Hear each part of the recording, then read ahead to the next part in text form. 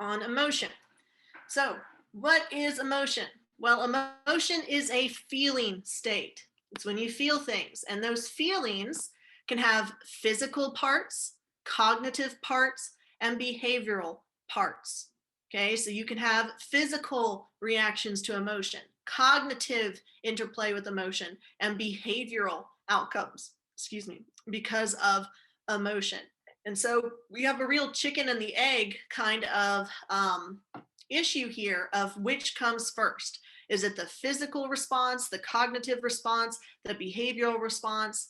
Does emotion happen and then you have all of this, or do the physical responses cause the emotion? Okay, so that's what we're going to answer with the next 3 theories that we cover in emotion. So the question is, does your heart pound because you're afraid, meaning you have the emotion and then a physical response? Or are you afraid because you feel your heart pounding? So you have the physical factor followed by emotion. Okay, and that's the key question that we're going to be trying to answer today. So how do emotions affect us? Well, they activate our ANS. That is a nervous system. What type of nervous system am I talking about that's involuntary?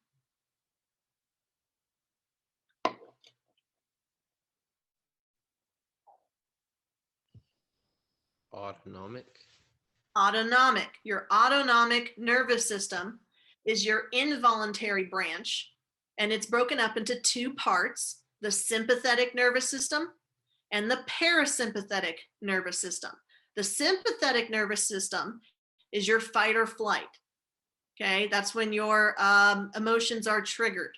Okay, your parasympathetic nervous system is what calms you down after fight or flight. So sympathetic is fight or flight, parasympathetic is rest and digest. Okay, this is the nervous system that we correlate most strongly with emotion. Are we good so far? All right, so the 3 theories that we're going to learn about with emotion are the 2-factor theory, the Canon-Bard theory, and the James-Lange theory. Now, the 2-factor theory involves cognition. Okay, these 2 don't.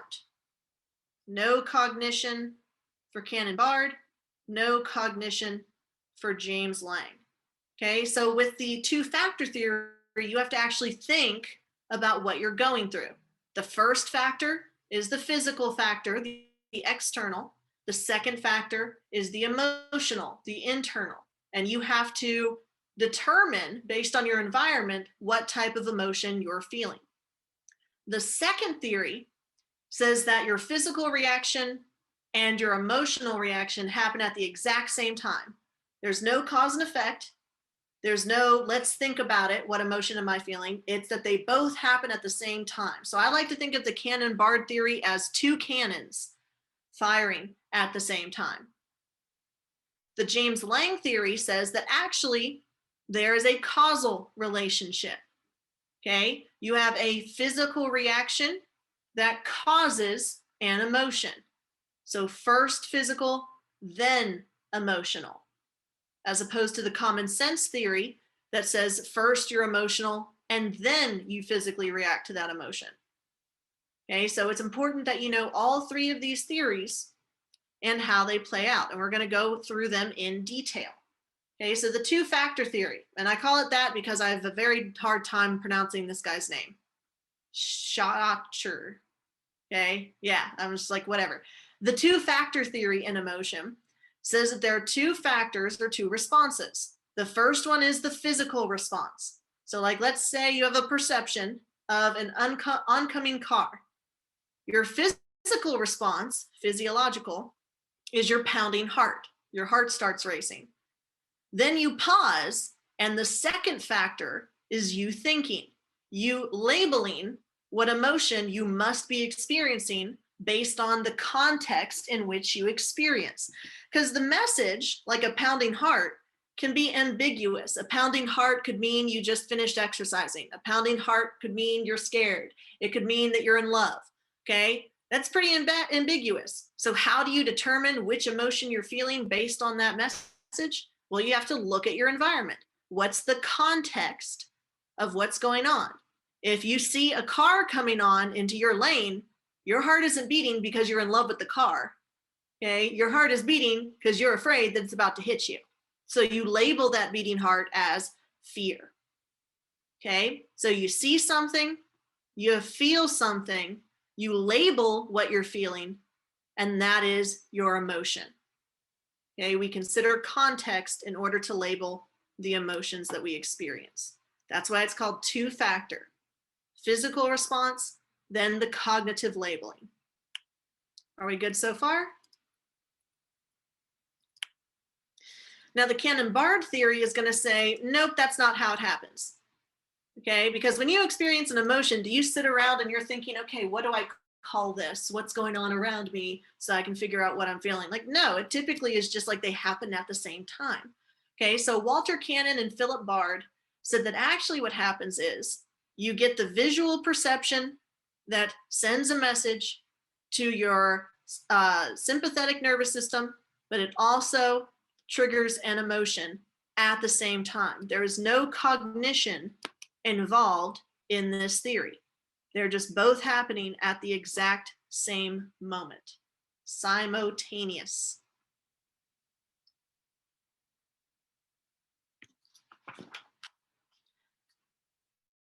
So how does this happen physically in our brain? Does anyone need this slide? Okay.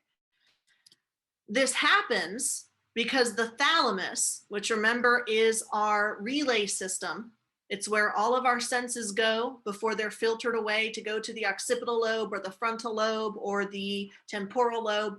Your thalamus is what receives all of this sensory information. And then your thalamus sends it to the appropriate lobe. Okay, so in the Cannon-Bard theory, they say, hey, you see a snake, you see something scary. That sends a message to your thalamus, which is going to automatically send a message to your amygdala saying fear, and it's going to automatically send an emotion to your limbic system. Okay, that has a physical response of your sympathetic nervous system getting triggered, but it also has an emotional response of fear. So there's no delay, and the thalamus is the reason for that. Are we good so far? So think of the Cannon-Bard theory as two cannons firing at the same time. Your heart races and your emotion of fear occurs. The third theory was discovered by William James, who should be a familiar name. He's the founder of Psychology in America, and Carl Lange. Okay, they believed that there was a causal relationship, that first you have a physical response, and then you have an emotional response because of the physical response. So when your fight or flight system is triggered externally, okay, your body responds first, and then you have the emotion. Okay, so it's not happening at the same time, but also it is not involving cognition. You're not stopping and thinking, why is my heart beating? Your heart is beating, and because of that, your brain registers fear. This is the opposite of common sense theory, where you feel an emotion like fear, and that causes your heart to race, which to me makes more sense. Hence why it's called common sense theory. So if it doesn't make common sense, why is this theory one of the theories that we're studying? Well, because there is some support for this theory that our physical actions affect our emotions. Okay, they studied subjects where they had them watch really sad scenes like of war and sickness and starvation, and they had them purposely make their face express the emotion of sadness before watching it. So they're like, when you're about to watch this movie, I need you to frown. I need you to be sad looking. And they reported that they felt more sad than people who had a neutral facial expression. So by changing their behavior, by making their muscles go into the formation of sadness, it actually had an effect on their emotions, a cause and effect, according to this study. So if you can do that with sadness, can you do it with happiness? Turns out you can. That if you had people go ahead and smile before they read a funny comic, they would find the comic to be funnier. So they're physically activating their muscles, and that has an effect on their emotions. This is called the facial feedback hypothesis. Okay, when we change our feelings by changing our behavior. Okay, so smiling when you're in a bad mood might actually help alleviate that bad mood. Unless you were put in that bad mood because a man told you you'd be so much prettier if you smiled, then you're not going to be happy. Okay. Nathan's like, do people do that? Yes, they do. Then like, I'm going to frown in spite. I'm going to be the saddest face you've ever seen. Okay. So if you're feeling sad, it might be better for you to put on a comedy on Netflix. Don't turn on your sad playlist on Spotify.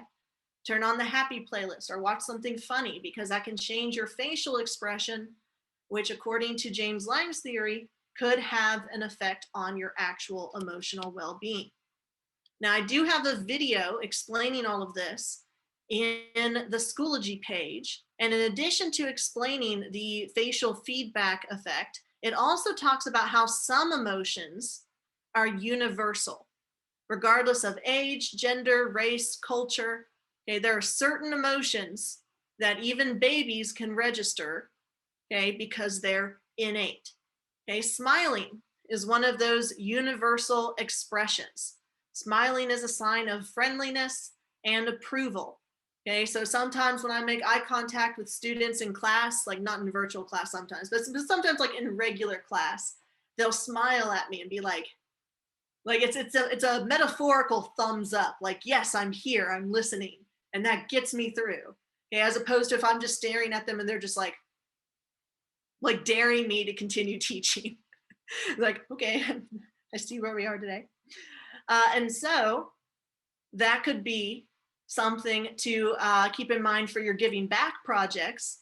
If you're in front of everybody, okay, talking about your project that you're being graded on, it might be helpful for people in the audience to smile and nod, to make eye contact, to encourage you. So keep that in mind when you're watching other people's projects. Now, why is smiling something universal for the human species, but maybe not for animal species? Well, think about it. If a dog shows his teeth at you, is he smiling? Probably not. Okay, so you probably shouldn't just smile at random animals and be like, hey, I'm universally showing friendliness and approval. Like, no, you're burying your teeth at them. Okay, you don't want that smoke. Criticism for the James Lang theory. Well, they state that you have a physical reaction that causes your emotion, but sometimes it's difficult to differentiate those ambiguous physical signals. Okay, if your heart is pounding, that can mean a lot of different things. It could mean that you're afraid. It could mean that you're nervous. It could mean that you're in love. It could mean that you just exercised. Okay, and so how is your body supposed to interpret that physical signal, okay, without cognition to explain the context of it? Okay, so that's a flaw in the James Lang theory. Also, arousal is associated with the autonomic nervous system, okay, which is automatic. Your sympathetic nervous system tells you fight or flight. Your parasympathetic nervous system says digest and rest. So if you're supposed to have a physical response that causes your emotions, then how do we have a nervous system sending emotions that triggers us to fight or flight or freeze? Okay, so yet another criticism of the James Lang theory. So like with other theories we've covered in sight and audition, okay, it's not so much that there's one theory that's absolutely right. It's probably more likely that there are multiple theories that you got to just kind of clump together to get a full spectrum answer to how does this work. Are we good so far? So let's apply that to this example. You're on a roller coaster and you feel excited. Tell me how, using the two-factor theory, the Canon-Bard theory, and the James Lang theory. Let's start with the two-factor theory.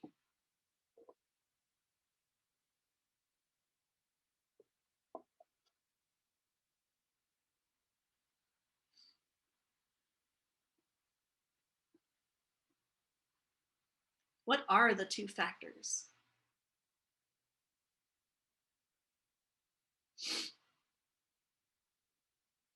Some like cognitive arousal and like label. The cognitive arousal is the label. So you label it cognitively, but what are you labeling? What causes you to think, I need to label this?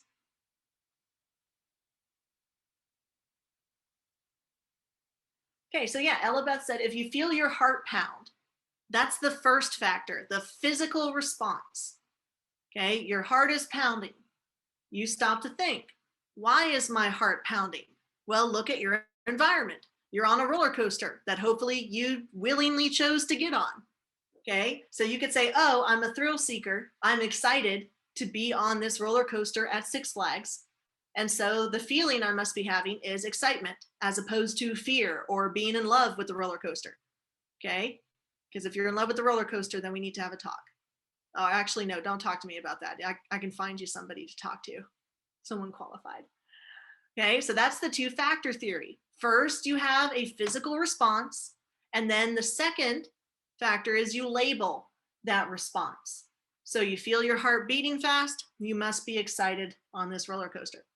What about the Canon-Bard theory? How would it explain the feeling of excitement? Oh, Elizabeth, I love your hair.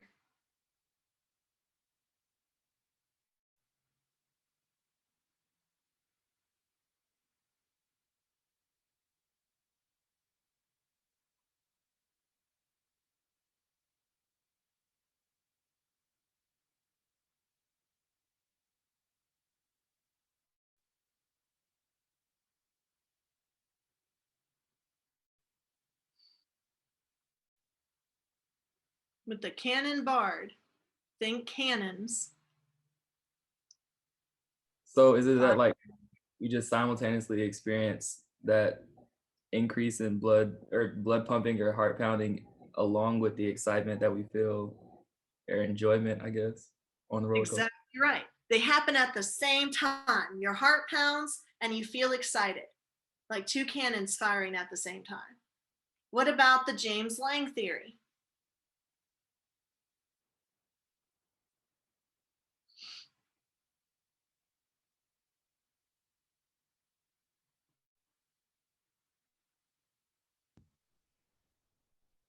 The physical event causes your emotion directly. Exactly right. The physical response causes your emotional response. Your heart is beating, and that leads you to feel excited. You're not cognitively labeling it, it's just happening. Not at the same time, there's a delay, there's a causational effect, okay, or relationship, but it is happening. Excellent job. Okay, so emotion is hard. It is multifaceted. If you're going to define it, you're gonna have to look at different layers behind emotion. This includes physical effects of emotion, like your heart beating, expressive behaviors, so behaviorism, and your conscious interpretation of the emotion, so cognitive psychology. So it's not just one or the other, it's multiple put together. Are we good so far? So let's review the three theories real quick. If emotion occurs the same time as arousal, what theory?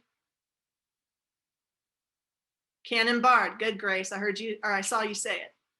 The Canon-Bard. What if the emotion comes after arousal or is caused by the physical response? James Lang. James Lang, exactly right. What about if the arousal is cognitively labeled as an emotion? Schacter. Good, the two-factor theory. Okay, so why do we have emotions in the first place? Well, evolutionarily, they must be beneficial, and fear is beneficial when it comes to survival. Okay, the amygdala is our brain's center for fight or flight, for fear and aggression. Okay, loss or damage of your amygdala is bad. Now you may think, oh, not feeling fear is a good thing. Well, I mean, it's kind of like not feeling pain.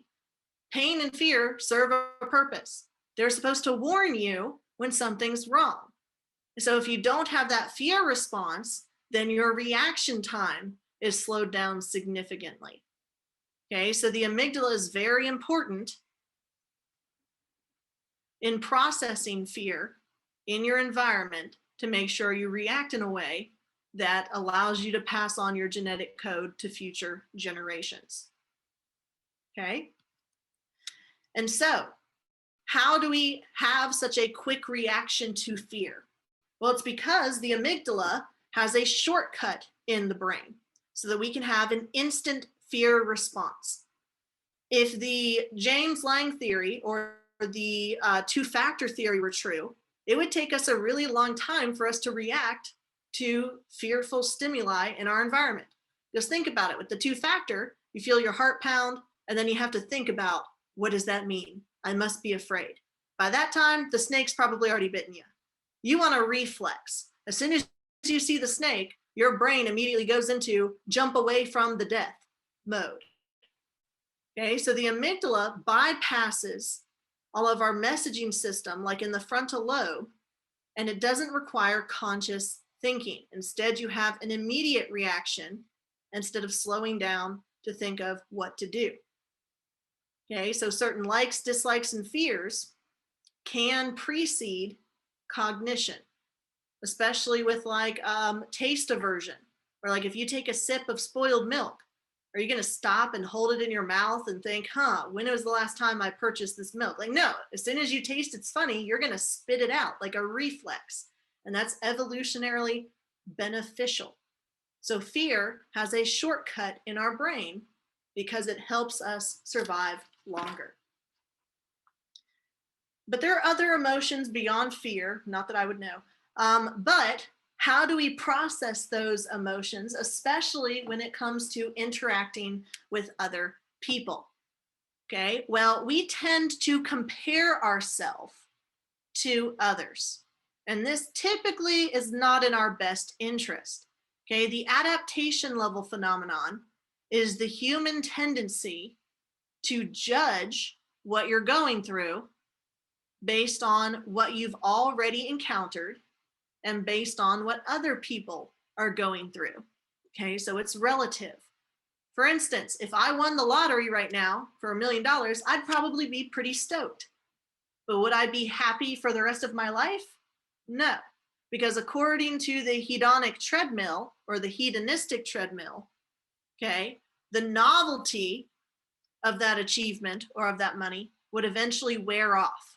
I would become adapted to it. I would become used to having that kind of money, and it wouldn't be as exciting anymore. Think about it if you ever go to work out.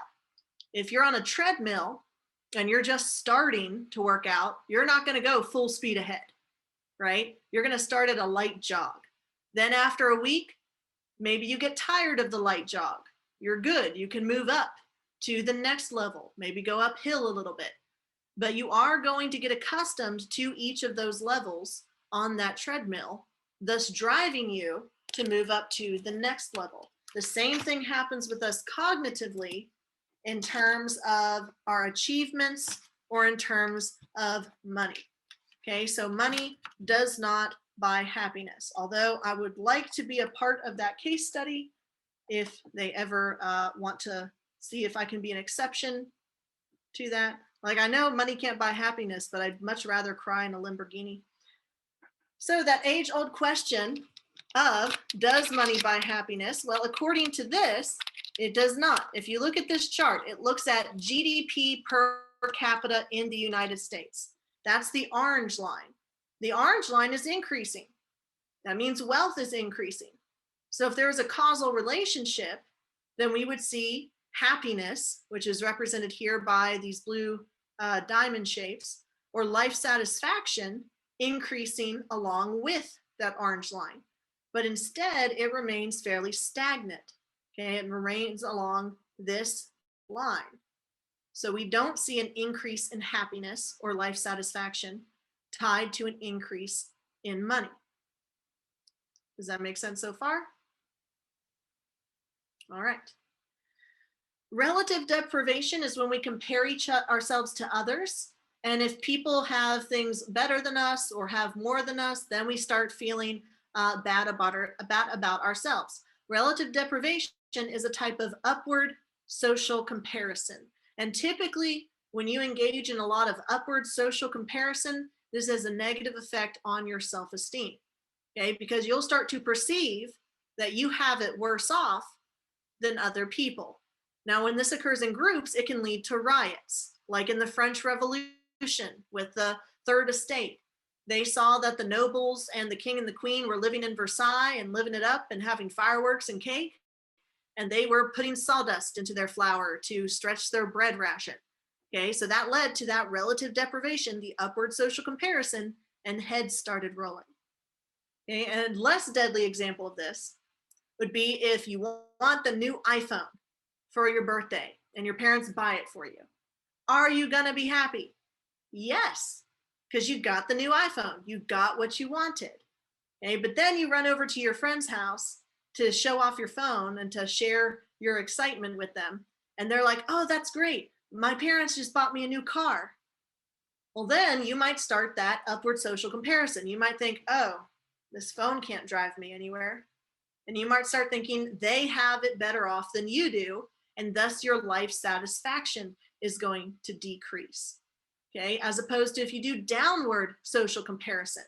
If you look at people who are worse off than you, then you're more likely to be satisfied with what you have. But suffering is not a competition.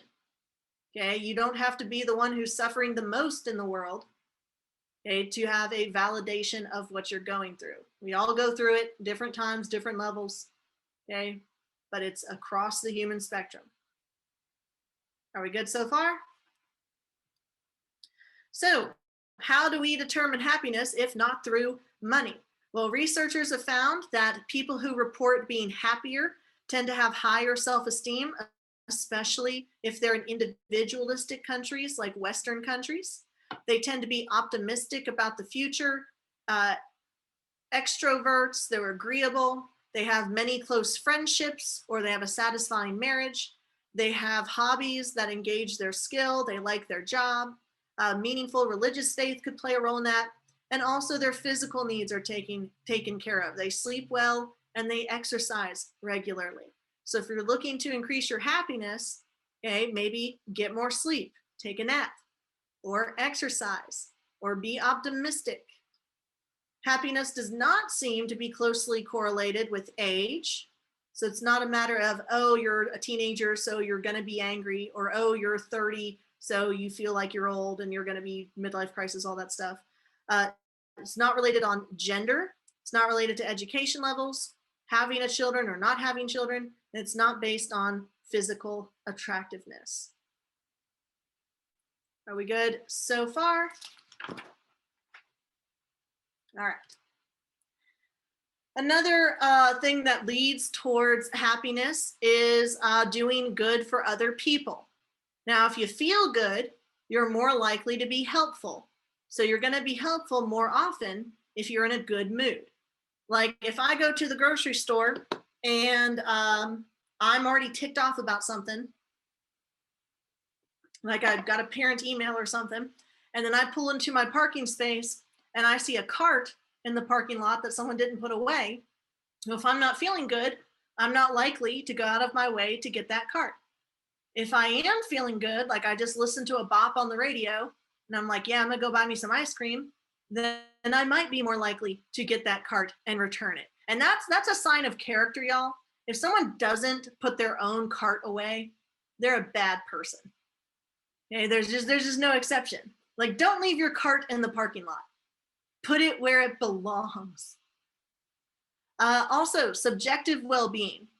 Okay, the most common measurement of happiness, satisfaction, and quality of life looks at physical as well as economic indicators, not necessarily meaning that you need all the money or you need to be rich, but if you have enough to reach that bottom layer of Maslow's hierarchy of needs. If you're too worried about where you're going to sleep at night or what you're going to eat, or if you're going to be able to pay the bills, then your subjective well-being is probably not going to be very high. If you have most of your basic needs taken care of, then there's a chance your subjective well-being would be much higher. Good so far? All right. Next, we're going to talk about universal facial expressions. There tend to be 6 to 8 basic emotions that you don't have to learn. You're just innately born to recognize. So let's practice and see if you can recognize the expressions on these baby faces. So what emotion is baby A experiencing? Happiness. Happiness, exactly right. What emotion is baby B experiencing? Confusion. Not Dissatisfaction. so much. Dissatisfaction. They are angry. That is one angry baby. Oh, He is man. judging right now. What about baby C? Old man is not an emotion, Tucker. Well, it could be, I guess. Surprise. Good. You can tell by the wide eyes. What about baby D? Disgust. Disgust. Exactly. Baby E. This one might be difficult because interest is actually an emotion. So that baby is intrigued. What about baby F? Depressed. Yeah, that's a sad baby. And then baby G. Afraid. Afraid. That baby is terrified. Okay, so we can register, we can recognize those emotions on human faces without ever having to be taught them in a PowerPoint or in a classroom, okay, because they're universal across the human species. Okay, now this is a part of the lecture that I really enjoy with the study of emotions, because it just kind of makes sense learning about these things and they're relevant. Okay, so another word for emotion is affect. I know y'all probably heard words like, oh, that is an effect of such and such, or that affected me in a certain kind of way. Effect with an E is a noun. Affect with an A is a verb, but this is the form of affect that's a noun that specifically refers to emotion. So if you say someone has a flat affect, exactly right, Ella Beth, like the emoticon that you just used. If somebody has a flat affect, that means they have no emotion showing on their face. Okay, so that could be someone in a dissociative state. It could be a symptom of schizophrenia, or it could be a symptom of sociopathy. Okay, so affect in terms of emotion helps us with determining signs and symptoms of psychopathology or clinical psychology, some diagnoses that we can make from that. Okay, now there's some argument on whether we have 6 universal emotions across the human race or 8. Plutchik counters the 6 universal emotion theory with his psychoevolutionary theory, okay, where we have 8 emotions. So in addition to the emotions that we have listed here, happiness through fear, we also have anticipation and trust as a universal emotion. And the reason that we have all of these emotions, okay, is because they are evolutionarily beneficial to us, hence it being called the psychoevolutionary theory. Okay, all humans can recognize and express these emotions because it is adaptive for our survival. Okay, so if you're coming across another group of humans back in the hunter-gatherer days or the caveman days, and they smile at you, that's a sign of universal friendliness and approval. If they look angry at you, then you're probably going to move to a different territory. You're like, let's go down and find another river to camp out at tonight. Okay, so it's a way of communication. Okay, now, as you evaluate emotions, there are different factors that contribute to those emotions. Okay, so valence determines whether it's a positive or negative emotion. Is this a pleasant or unpleasant emotion? So happiness and joy, that's positive valence. Anger, that's negative valence. Okay, so whether it's a pleasant or unpleasant emotion. Arousal is the level of intensity of that emotion, the degree to which you feel that emotion. If you're joyous, then that's a very high intensity of that emotion of happiness. Okay, if you're so angry that you punch drywall, then that's a high level of intensity, and you're probably named Kyle. Okay, and so, sorry, I gotta get a meme in. And so arousal just indicates, dang it, did the thing again. Thank you for the emoticons, Ella Beth. We're really doing cross-curricular technology, adding to the lecture. All right, so high intensity or arousal illustrates the degree to which you feel that emotion. Valence illustrates whether it's positive or negative, pleasant or unpleasant. And then you also have to look at the motivation of that emotion. Are you displaying that emotion for a reward or to avoid punishment? Like if you're laughing at a funeral, you're probably going to be in trouble. Although laughing in response to death is not an uncommon reaction, okay, because you're going into shock. So if you ever see someone laughing after they're told like really devastating news, it doesn't necessarily mean that they're not sensitive to what's going on, okay? Or if you've ever heard the phrase, like if you're crying and your parents are like, you're crying, I'll give you something to cry about. Well, then to avoid punishment, you'll stop crying, okay? So your motivation for hiding or showing an emotion. Okay, now whereas Plutchik said that there are 8 basic emotions, these are not the only emotions that we experience, but all other more complex emotions are based on a combination of those basic 8. So you have different levels of intensity that combine with other emotions to create something more complex, kind of like with the color wheel. You take primary colors, you combine them, and it makes a new color. So blue plus yellow equals green. Well, if you combine anger and disgust, which are 2 of the universal emotions, that combines to create the emotion of contempt. Okay, so just like with the color wheel, you can combine emotions, okay, to further express feelings. Are we good so far? Now, how do we draw upon our environment to determine what feeling we are experiencing? Well, context matters, especially if we're trying to interpret emotions outside of our own. Okay, that's where it gets really difficult. It's a lot easier for us to look internally and say, you know, oh, cognitive appraisal with the 2-factor theory, I have a physical reaction, and now I'm going to label this emotion based on my context. But what if you're trying to label an emotion that someone else is experiencing? Okay, so if someone's crying, they could be happy or they could be sad. They could be crying tears of joy, like they're at an airport and they're reunited with a family member. Or they could be really sad because they ran out of Oreo cookies and the grocery stores are closed. Okay, that's worth crying over. So your context helps with the interpretation, not only of your emotions, like with the 2-factor theory, but also with others' emotions. Okay, so for instance, this context, we already know from our last unit on perspective and 3D interpretation that these 2 figures are the same size and they're the same creature. Okay, they're the same image. Okay, but based on the context of this photo, we interpret their emotions differently. So let's call this one A, let's call this one B. Based on the context, which of the universal emotions would you assume this figure, figure A, is experiencing?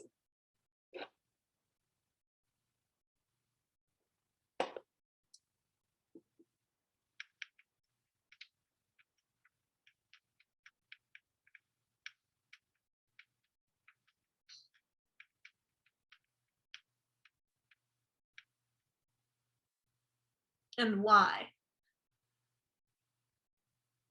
How would you interpret, what emotion would you interpret from the expression, and why do you make that interpretation?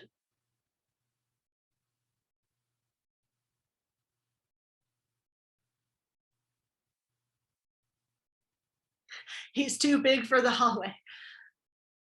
Okay. Anger. Okay, so the bared teeth, and he's bigger and he's further away. Okay, so you might look at figure A and say he is expressing anger and he's chasing this smaller figure, okay, who's actually a mirror image of this figure. Okay, you use the context of being bigger and farther away and looking like it's chasing something to assume, oh, the context of this is that this is a big angry guy and he's chasing the little guy. Okay, now the figure B, okay, like Ella Beth says, is probably, we're more likely to determine that it is experiencing fear because it looks like he's running away from his big oversized doppelganger. Okay, so based on the context of this photo, we can say A is angry and he's chasing someone. B is scared and he's being chased, even though they're showing the exact same face. They're the exact same photo. Okay, y'all may remember in the two-factor theory, we have two factors, it's in the name. The first one is the physical reaction to stimuli, and then we cognitively think and label what emotion we're experiencing, just factor 2, in order to determine what's going on, and that's based on our environment. Okay, so first we have a physical reaction like a beating heart, and so we appraise what our environment is going through in order to have us have that beating heart. Okay, so first factor is physical, second factor is cognitive appraisal. Okay, so we have to think about our emotions. So the way we label our emotions and other people's emotions determines on our perception of the event. If you're good at this, this is called emotional intelligence.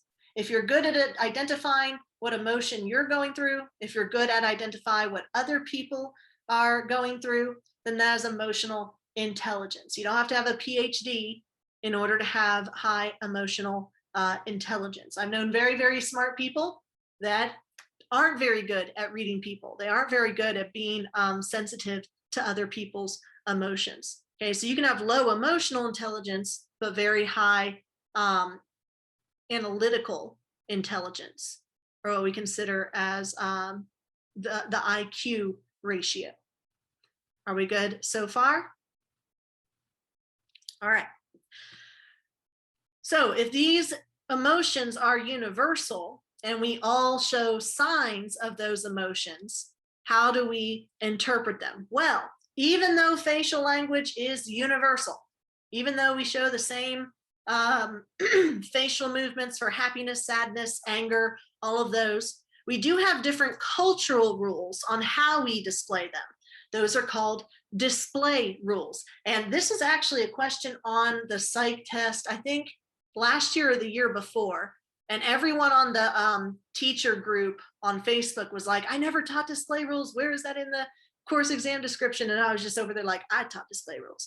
Okay, so cultures have different rules about how and when they show emotion. Okay, in Western cultures, we're very emotional. Okay, you see airports, families connecting, yelling, screaming, crying, hugging, all of that. If you watch The Bachelorette, I saw an episode where the Bachelorette runs up to the Bachelor and she like jumps and he lifts her up and she wraps her arms and his legs around him. And you're just like, okay, that's intense. That's a very big bear hug. You're just like tackling somebody. Whereas in other cultures, that kind of emotion would be inappropriate or excessive. Okay, so American and European cultures, women can show sadness, men can show anger. There are certain gender rules on which emotion is appropriate and how much for each gender, but we tend to show those emotions very easily.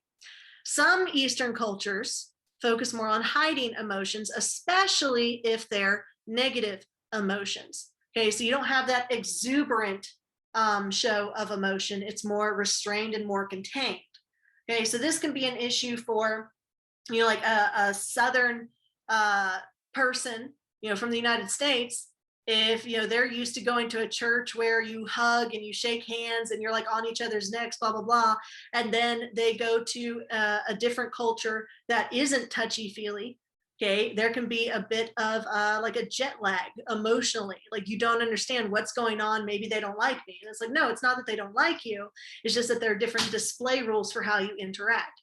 There's actually schools in the military, like the Culture and Language Center at Maxwell Air Force Base, that focuses on communication between different cultures and certain display rules and cultural rules. Okay, even with like which hand you're supposed to shake with, or which symbols or hand gestures could be considered offensive or inappropriate based on that cultural background.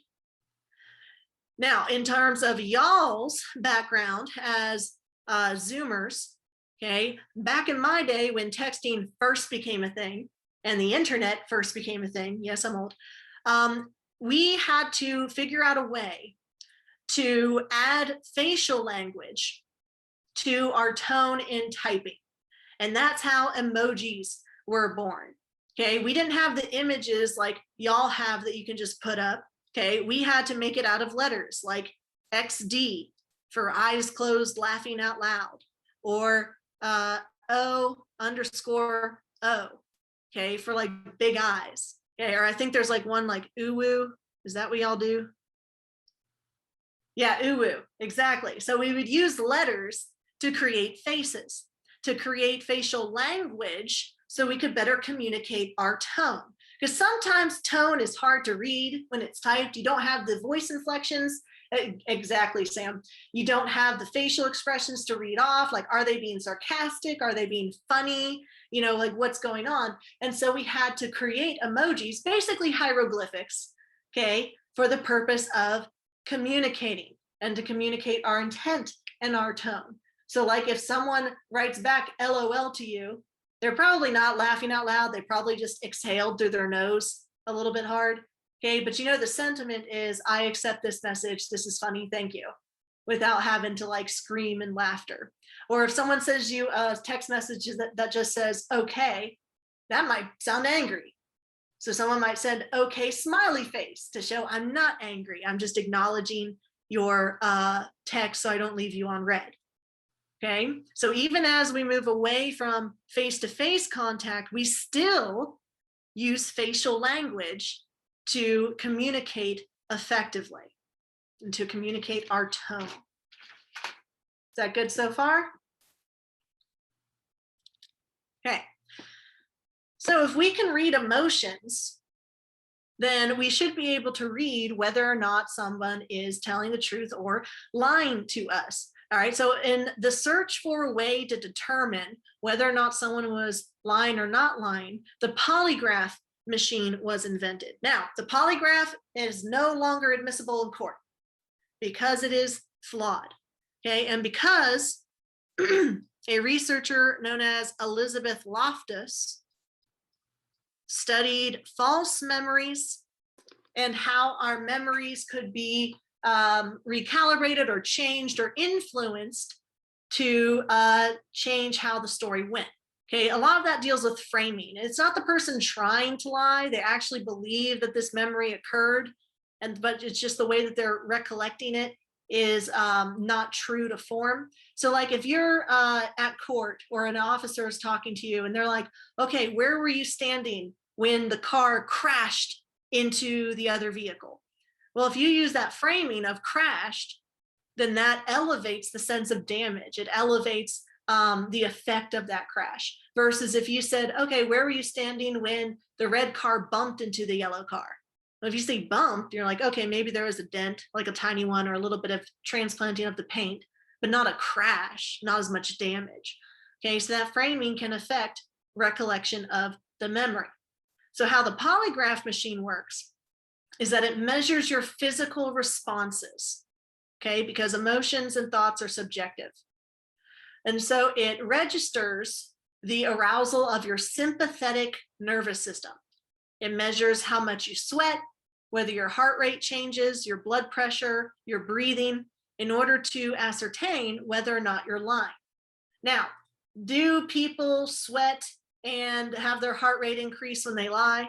Yes, but that's assuming a causal relationship.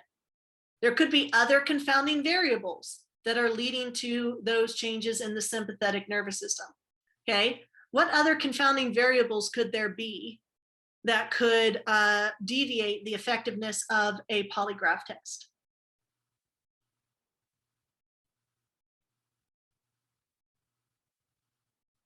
Yeah, anxiety or nervousness. If you're taking a polygraph test, that's not a good place to be. Something's going on. Okay, so you could be really nervous because even though you didn't do anything, okay, you're just nervous about the whole process. Okay, so it could be more anxiety or nervousness, or maybe you have an anxiety disorder, okay, something like that. Someone could take medications to hide their sympathetic nervous system, like if they're taking Xanax or Vistaril, okay, something for anxiety, a depressant to bring down their heart rate. Sociopaths, okay, they don't get flustered in their sympathetic nervous system when they're lying. Okay, so it doesn't necessarily mean that a polygraph is going to show that you're lying or not. It just shows whether you're good at lying or not, or maybe if you're just nervous. So you can pass a polygraph test, okay, without having told the truth, or you could fail a polygraph test without having lied, because there's too many confounding variables, which is part of the reason why they're no longer admissible in court. Okay, so the range of the accuracy of a polygraph varies widely. On the low end, 70% accurate, which is like a C. On the high end, 95. So you may think, oh wait, 95% accurate, that's good. Well, think of it this way. With 70% accuracy, if you have 1,000 employees and 5 of them were doing something wrong, if you test all of the employees, you're going to find 285 wrongly accused, that they take the polygraph and they fail. You only had 5. Wait, is 5% of 1,000 5, or is that 50? Someone do the math for me. Okay, because 10% of 1,000 is 100. Yeah, 50. Okay, thank you. So only 50 of the employees were actually guilty, but you assume that 285 of them were. That's a big jump. Okay, what about with 95% accuracy? Well, if you have one person out of 1,000 employees who's actually guilty, and you test all 1,000 of those employees, you're still going to find 49 people wrongly accused based on their polygraph tests. Okay, so whether it's 70 or 95%, you're still going to have people who are wrongly accused. Okay, which is why polygraphs are so controversial. Their validity is called into question. Okay, with the validity of an experiment or a test, you redo the test over and over again to get the same results. If you get the same results each time, then it's valid. If you don't get the same results each time, then it's not valid. So the validity of this polygraph testing is called into question, because even though we can do a correlational tie of physical reactions to lying, there's no one physical reaction that can determine if someone is lying. Okay, and there could be confounding variables, like an honest person is just nervous about being questioned in the first place, or a dishonest person may just not be flustered, or maybe they do bio feedback where they meditate and they can bring their heart rate down and they can control their physical reactions to stress and to emotion. Are we good so far? All right. So if the polygraph isn't effective at helping us determine whether someone's lying or telling the truth, is there another way? Well, it takes a lot more practice and a lot more work than a polygraph. With a polygraph, you just strap somebody in and then you get the results. Okay, but Paul Ekman tried to create a scientific method to interpret and to document all human expressions and to label them. Okay, the universal expressions that people show for certain emotions.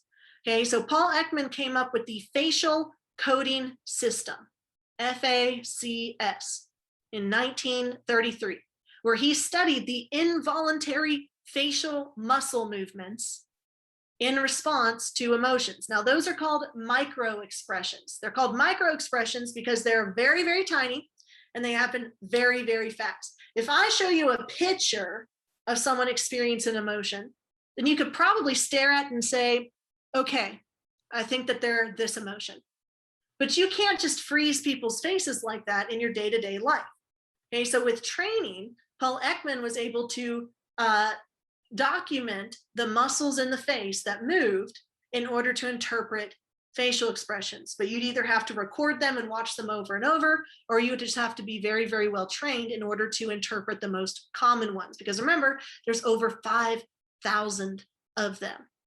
Okay, now these micro expressions are very difficult to conceal because it's your face involuntarily responding to the emotion that you're feeling. Like if you're surprised, you're going to act surprised. Your face is going to register that. If you expect to be surprised, then maybe it wouldn't. Okay, but we don't have that kind of foresight into our environment to be able to control those micro expressions without practice. Okay, and it takes a lot of practice in order to identify them. Does anyone have any questions so far? Now, Paul Ekman's work was actually used to create a TV show based on microexpressions called Lie to Me. And it actually is based in the science of the FACS. They do suspend disbelief a few times where they're like, we're going to catch terrorists based on their facial expressions. Like they have to do like exciting new things in new episodes. So it kind of gets weird after a while. But the first season, it's pretty good. Okay, so some of the telltale signs of emotions include for sadness, your eyes get droopy, you unfocus your eyes, like they're looking into the distance or you're thinking. And of course, with the mouth, you have a slight downturn in the corners, not necessarily like a full like clown face sad, okay, we live in a society, but just like a little bit at the corners. With anger, obviously the eyebrows, they're going to be furrowed, but they're not going to be furrowed up, they're going to be furrowed down. The eyes are going to glare, they're not going to be unfocused, they're going to be looking directly at the thing that's making them angry. And you have a tightening and narrowing of the lips as you press your mouth together. Now, contempt, remember, is disgust and anger put together. So these two emotions combine to create contempt. Now, paradoxically, one of the ways that you can identify contempt is if they smile. Now, a genuine smile will have both corners of the mouth go up. A contempt smile will only have one corner of the mouth turned up. Okay, so only half of their face is smiling at you, and that lip corner kind of tightens, kind of like a, okay? And so that's not happiness, that is contempt. Two negative valence emotions combined. With disgust, obviously, nose wrinkling, eyebrows furrowing, and your upper lip curling or raising. Surprise, okay, lasts only for 1 second. If someone keeps their face in that expression, then they're faking it. The eyebrows go up, the eyes get wide, and your mouth drops open. Versus fear, similar to surprise, the eyebrows still go up, but they pull together and up. Your eyelids get bigger so that you can see better to react to fight or flight. Your eyelids get tense at the bottom, and your mouth stretches out and it may open. Okay, so very slight differences between surprise and fear. The biggest difference being in the eyebrows pulling up and together for fear. Okay, so I have a short 4-minute video that we're going to watch covering this TV show and giving some insight into some of those micro expressions that they use to identify when people are lying or telling the truth. Can you all see the YouTube? Can you hear okay?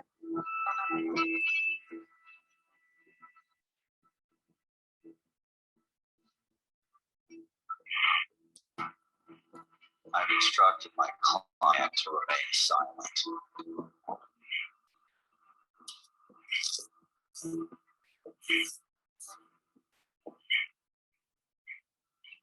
He's not going to talk. That's okay. That's okay. I don't have much faith in words myself. Statistically speaking, average person tells 3 lies per 10 minutes conversation. And granted, just regular people. We haven't studied people who are planning to firebomb a black church. Could skew differently. We don't have time for this scientist to talk to the guy. We went at him for 4 hours and got nothing. Now, the FBI knows you want mass casualties. So right now, ATF is searching every inch of the 2 largest black churches in the state. FBI got it wrong. Well, there's a shocker. Not one of those 2 churches. Maybe you want one of the smaller churches, one of the black suburbs. You know what you're talking about. Don't respond. What do you say ATF starts with Southbridge? Skip that one. We're going to focus on law. Feel good about it. That's it, Lawton. Gone after a church in Lawton. That accusation has no basis. What do you mean? The ATF found a pipe bomb in the church basement in Lawton an hour later. DOD friend this guy's a total nutjob. But he spent like 3 years in the African jungle with some primitive tribes studying their eyebrows. What's his reaction to my statement? Right now, ATF is searching every inch of the 2 largest black churches in the state. Now, what you just saw there was a brief expression of happiness on his face, which he was trying his best to conceal. It lasted for less than a fifth of a second as what we call a micro-expression. Now, look at his mouth. The suspect is secretly happy about the locations we are searching, which tells me we have the wrong locations. Now I tell him of our new plan and... What you're talking about. Classic one-sided shrug. Translation, I have absolutely no confidence in what I just said. The body contradicts the words. He's lying. Yeah. Since the suspect and he acts surprised, is there a way to tell if it's real or if he's just trying to look innocent? Now, that's real surprise. Lasts for less than a second when it comes across the face. But if your suspect is surprised for more than a second, he's faking it. He's lying. Now, I call out that his target is actually Lawton, and watch it again. Concealed scorn. One personal tip, you see this micro-expression in your spouse's face, your marriage is coming to an end. Trust me.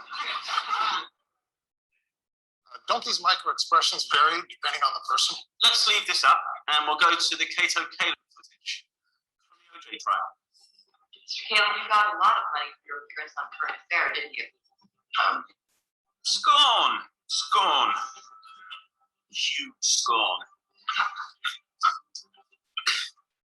Shame, shame, and shame. Contempt.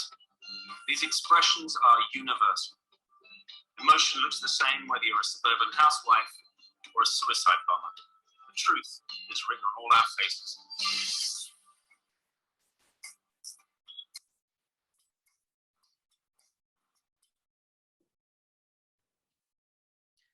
Okay, you share back to the PDF. All right, can y'all see the PDF again? All righty, so how do we deal with emotions that have very strong negative valence? Okay, well, the catharsis theory says that with anger or other aggressive energy, we can release that through behavior. So an emotional release to pent up emotion. So if someone's ever responded to frustration by getting a pillow and screaming into it, okay, like as loud as you can, but you muffle it. Or if you go to the gym and punch a punching bag, okay, in order to release that emotional aggressive energy. Okay, this is the theory that we can relieve those aggressive urges safely by reaching a catharsis. So by that logic, you don't want to suppress your emotions. You don't want to let them build up because then it's harder to reach that catharsis. If you're angry or you're sad, then find something that can help you release that, whether it's writing in a journal, screaming into a pillow, or crying, okay, rather than letting it build up. Are we good so far? So in addition to our facial expressions, we can also have body language that indicates how we're feeling. Okay, so like for instance, the body posture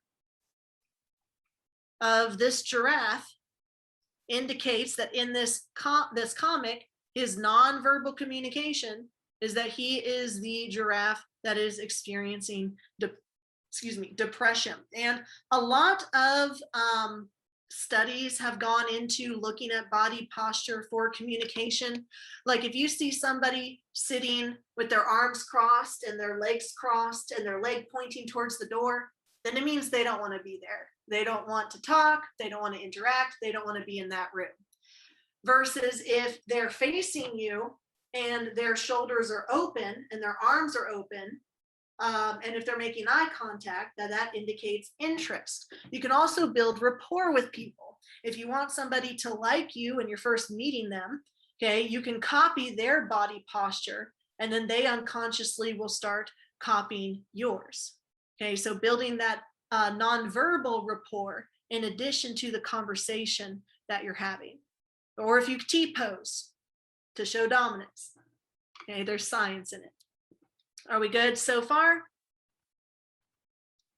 All right, then we just got a couple more slides. We're gonna do a little practice with the theories of emotion. Remember, with the two-factor theory, the first factor is physical. The second factor is we appraise our emotion and label it. Canon Bard, remember I told y'all to think of two canons and what they're doing. And then James Lang says that we have a causal relationship.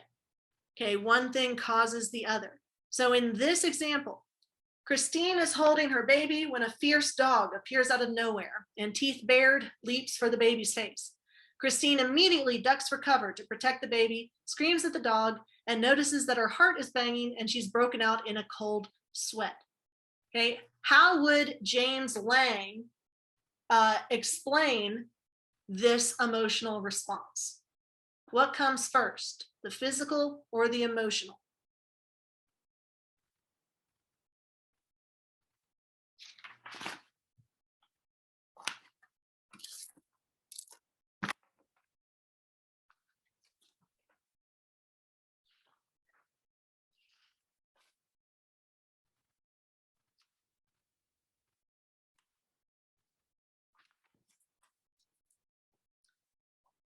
The physical comes first, which causes the emotional.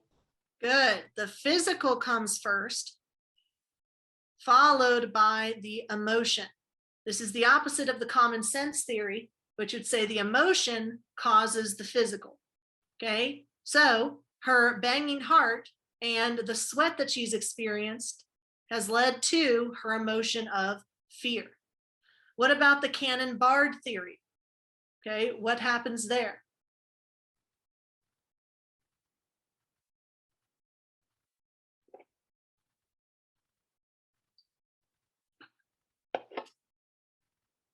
Which comes first? Which comes last? They happen at the same time. They happen at the same time, like two cannons firing. So her response and her fear happen at the exact same split second. What about the two-factor theory? What's the first factor?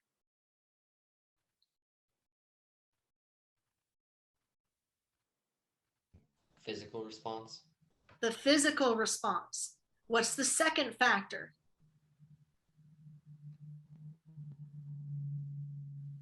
We label it.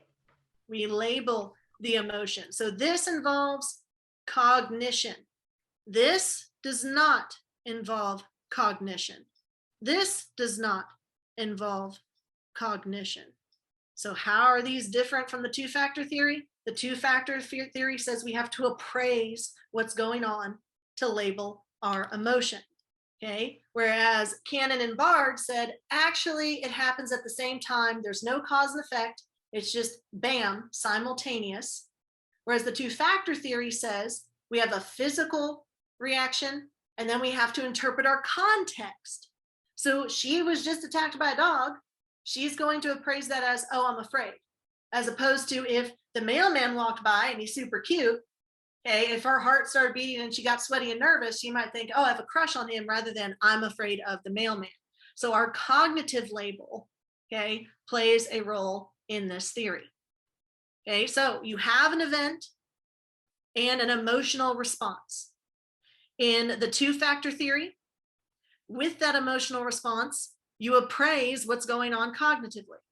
With the other two theories, the emotional response occurs at the same time with Cannon-Bard as the physical response. With the James Lang theory, it's the physical before the emotional response.